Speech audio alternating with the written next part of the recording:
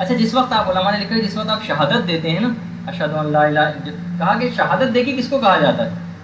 کہ آپ کسی چیز کے متعلق گواہی دے رہے ہیں زبان سے اور دل سے بھی اس کو ویسے ہی سمجھ رہے ہیں.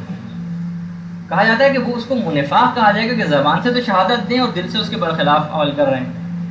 تو اگر جناب رسول خدا کی رسالت کی گواہی اور ائمہ کی امامت کی گواہی آپ دے رہے ہیں اور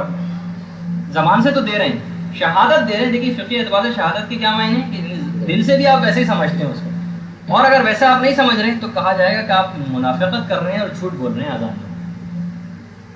اگر عمل آپ کا برخلاف ہے، ان کی سیرت کی پیروی نہیں کر پا رہے جن کی آپ شہادت دے رہے ہیں، تو اس کا مطلب ہے کہ نفاق پایا جاتا ہے. کسی بھی پائے گا صحیح زیادہ یا کم،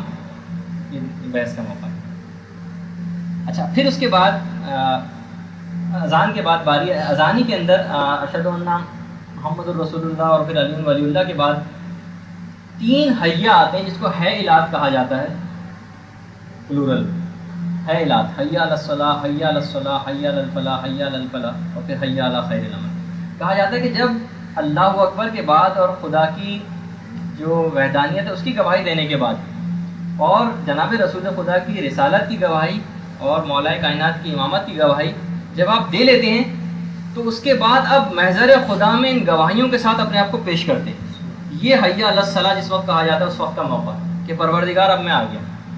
یعنی بہت اس وقت انسان اگر غور کرے کہ کیا جملے وہ زبان سے نکال رہا ہے، محضر خدا میں یہ تمام گواہیاں جمع کر کے اب موجود ہو گیا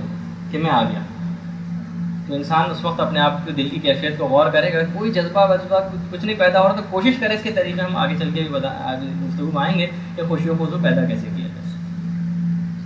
پھر اس کے بعد آپ قیام کے لیے نماز میں کھڑے ہو جاتے ہیں.